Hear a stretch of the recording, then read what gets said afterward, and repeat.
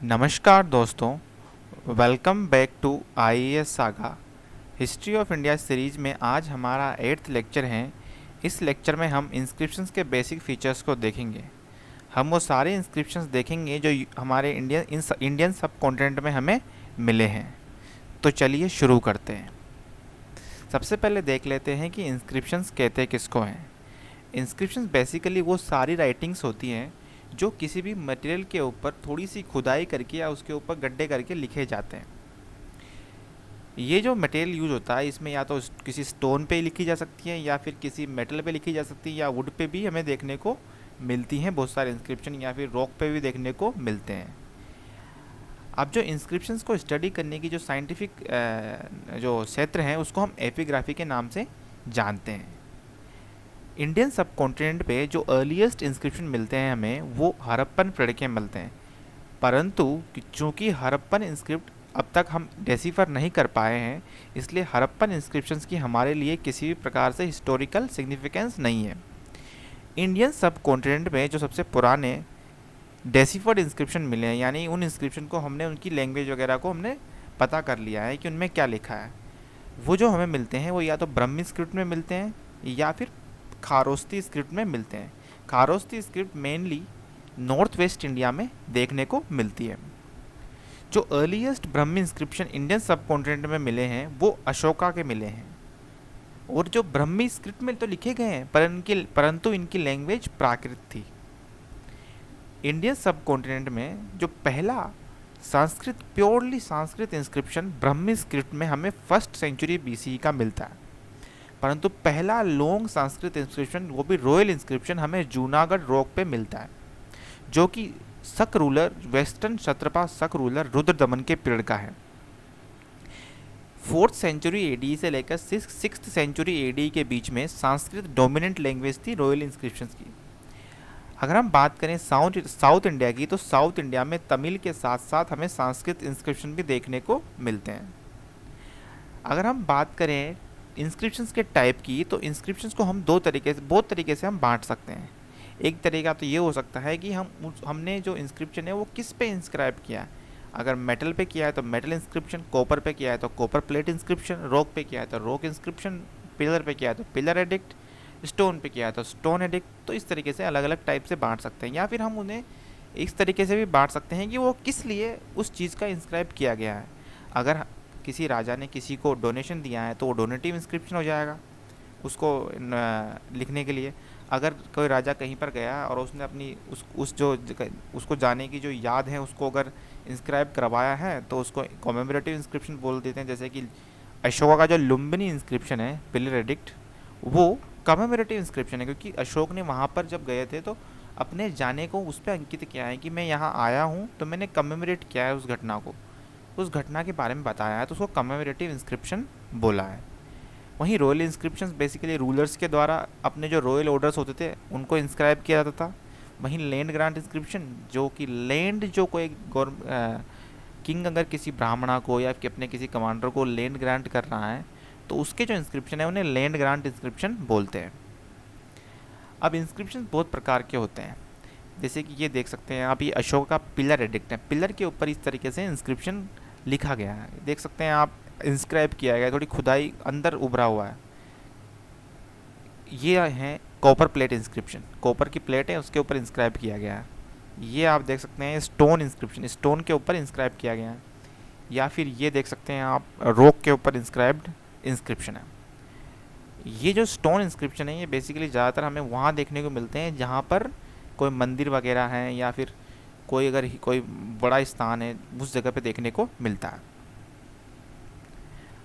अब इंडियन सब कॉन्टिनेंट में जो सबसे इम्पोर्टेंट इंस्क्रिप्शंस हमारे लिए इम्पोर्टेंट है, पहला है अशोकन इंस्क्रिप्शंस। अशोकन इंस्क्रिप्शंस के बारे में मैं अलग से एक लेक्चर बनाऊंगा 2 या 3 लेक्चर के बाद, उनके बारे में हम अलग से देख लेंगे।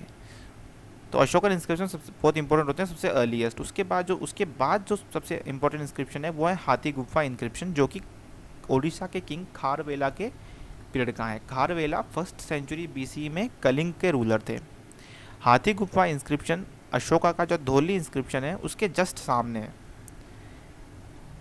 तीसरा जो सबसे इंपॉर्टेंट इंस्क्रिप्शन है वो है Allahabad pillar inscription. Allahabad pillar inscription में चार रूलर्स के या फिर 4 रूलर के पीरियड के इंस्क्रिप्शन है। सबसे पहले हमें जो अशोका का पीरियड का पिलर एडिक्ट मिलता है, उसके बाद हमें समुद्रगुप्त का प्रशस्ति मिलती है 4th सेंचुरी BCE की। उसके बाद हमें बीरबल का इंस्क्रिप्शन मिलता है माघ मेला को कमेमोरेट करते हुए। उसके बाद हमें जहांगीर के पीरियड का भी इंस्क्रिप्शन मिलता है, यानी कि अशोक का पीरियड का भी मिलता है, उसके बाद गुप्ता पीरियड का मिलता है, उसके बाद अकबर के पीरियड का मिलता है, उसके बाद जहांगीर के पीरियड का मिलता है। हमें 4 पीरियड के इंस्क्रिप्शन मिलते हैं इलाहाबाद पिलर पे। वहीं अगर हम बात करें जूनागढ़ रॉक इंस्क्रिप्शन की, जो कि संस्कृत में इंस्क्रिप्शन लिखा गया था, तो इसमें अशोका का जो इंस्क्रिप्शन मिलता है वो हमें प्राकृत में मिलता है। उसके बाद रुद्र दमन का इंस्क्रिप्शन हमें मिलता है संस्कृत में। उसके बाद स्कंदगुप्त का इंस्क्रिप्शन इसी रॉक पे मिलता है हमें, ये 5th सेंचुरी CE का ये संस्कृत इंस्क्रिप्शन है। अशोका का इंस्क्रिप्शन प्राकृत में था और रुद्र दमन और स्कंदगुप्त का संस्कृत में था। अब हम देख लेते हैं कि इंस्क्रिप्शन किस प्रकार से हमारे लिए हिस्ट्री के सोर्स के लिए इम्पोर्टेंट एलिमेंट है। ये मेंस के लिए ज़्यादा इम्पोर्टेंट है। सबसे पहली जो इम्पोर्टेंट चीज़ है इंस्क्रिप्शंस के लिए कि ये इंस्क्रिप्शंस होते हैं ये बहुत ज़्यादा ड्यूरेबल होते हैं, यानी कि 1000 साल 5000 साल तक ये इनका कुछ नहीं बिगड़ता। दूसरी चीज़ की जो ये इंस्क्रिप्शन होते हैं इनके ऊपर जो चीज़ लिखी होती है ये कंटेम्प्रेरी इवेंट को डिनोट करती है, यानी कि उस पीरियड में जो घटना होती है उसी को इसके ऊपर इंस्क्राइब किया जाता है। इन इंस्क्रिप्शन में किसी भी प्रकार के चेंजेस या फिर एडिशन को आराम से पता लगाया जा सकता है, इसलिए किसी भी प्रकार का इनमें अल्टरेशन नहीं किया जा सकता और एक्यूरेसी बनी रहती है। अगली चीज़ ये है कि ये हमें वो जो पीरियड हैं उन जिन पीरियड के लिए हमारे पास लिटरेरी एविडेंस नहीं है, जैसे कि पोस्ट मौर्य एज है। अब पोस्ट मौर्य एज के लिए हमारे पास लिटरेरी एविडेंस बहुत कम है, तो हमें जो इंस्क्रिप्शंस मिले हैं जैसे कि कुषाणा के इंस्क्रिप्शन मिलते हैं, हमें राबाटा के इंस्क्रिप्शन या फिर और भी इंस्क्रिप्शन मिलते हैं, या फिर रुद्र दमन का इंस्क्रिप्शन मिलता है, तो ये जब चीज़ें हमें इन्फॉर्म देती हैं इंस्क्रिप्शन के थ्रू, जो कि लिटरेरी सोर्सेस हमें नहीं मिलती है।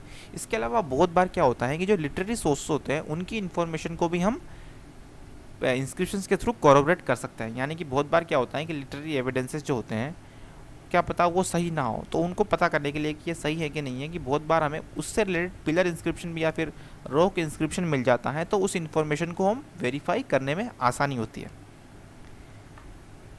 जो इंस्क्रिप्शंस होते हैं वो हमें पॉलिटिकल या फिर पॉलिटी एंड एडमिनिस्ट्रेशन के बारे में भी इन्फॉर्मेशन देते हैं, क्योंकि बहुत सारे जो रूलर्स थे जैसे कि अशोका थे, उन्होंने अपने एडिक्ट्स में पिलर एडिक्ट्स में जो अपने रॉयल ऑर्डर्स थे उनको लिखा था, तो रॉयल ऑर्डर्स के साथ साथ उन्होंने अपने एडमिनिस्ट्रेशन और उनकी पॉलिटी के बहुत सारे एलिमेंट भी उस पर इंस्क्रिप्ट थे, कि जो मिनिस्टर्स थे या फिर किस प्रकार की ब्यूरोक्रेसी थी, तो ब्यूरोक्रेट्स के नाम उन पे उनके पदों के नाम उनमें होते थे, तो हमें पता लगता है कि पॉलिटी और एडमिनिस्ट्रेशन किस तरीके से ऑर्गेनाइज थी। इसके अलावा जो डोनेटिव इंस्क्रिप्शन हैं, यानी बहुत सारे लोगों ने बहुत सारे रिलीजियस सेक्ट्स या फिर इंस्टीट्यूशंस को डोनेशन दिया था, तो हमें उस पीरियड के रिलीजियस सेक्ट्स और इंस्टीट्यूशंस के बारे में भी पता चलता है, या रिलीजियस प्रैक्टिसेस के बारे में भी पता चलता है इंस्क्रिप्शंस के थ्रू। इसके अलावा जो इंस्क्रिप्शंस है वो हमें हिस्टोरिकल ज्योग्राफी में भी की इन्फॉर्मेशन भी काफ़ी अच्छे से देते हैं। फॉर एग्जांपल अशोका का जो इंस्क्रिप्शन है लुम्बिनी का, उसमें उन्होंने इंस्क्राइब किया हुआ है कि यहाँ पर भगवान बुद्ध का जन्म हुआ था, तो इससे हमें पता लगता है कि लुम्बिनी में भगवान बुद्ध का जन्म हुआ था। हमें और कोई इंपॉर्टेंट सोर्स मिलता नहीं है जिससे पता लगे कि भगवान बुद्ध का जन्म कहाँ हुआ था, तो ये अशोका का इंस्क्रिप्शन हमें ज्योग्राफी बताता है कि भगवान बुद्ध के जन्म की। इसके अलावा जो इंस्क्रिप्शंस होते हैं उनमें जो लैंग्वेज लिखी होती है, इसलिए हमें पता लगता है कि उस पीरियड में कौन सी लैंग्वेज चलती थी, उसके अलावा स्क्रिप्ट का क्या यूज़ था, इस पर भी हमें ये प्रकाश डालते हैं इंस्क्रिप्शंस। इसके अलावा जो मटेरियल कल्चर या कि जो लोग थे वो किस प्रकार के मटेरियल कल्चर को उनको नॉलेज थी, यानी कि वो मेटल की कितनी नॉलेज थी, रॉक्स की क्या नॉलेज थी, क्या वो इंस्क्राइब करने में उनकी कितनी महारत थी और कितने अच्छे से इंस्क्राइब किया, ये उनकी नॉलेज को हमें दर्शाता है। तो इस तरीके से इंस्क्रिप्शन के बहुत सारे सिग्निफिकेंस है हिस्ट्री के पर्सपेक्टिव से। Thank you. तो हमने देख लिया कि किस तरीके से इंस्क्रिप्शंस के अलग अलग इंपॉर्टेंट फीचर्स हैं। इंडियन सबकॉन्टिनेंट में जो इंस्क्रिप्शंस मिले हैं हमने वो भी इंपॉर्टेंट इंस्क्रिप्शन इस वीडियो में देख लिए। तो थैंक यू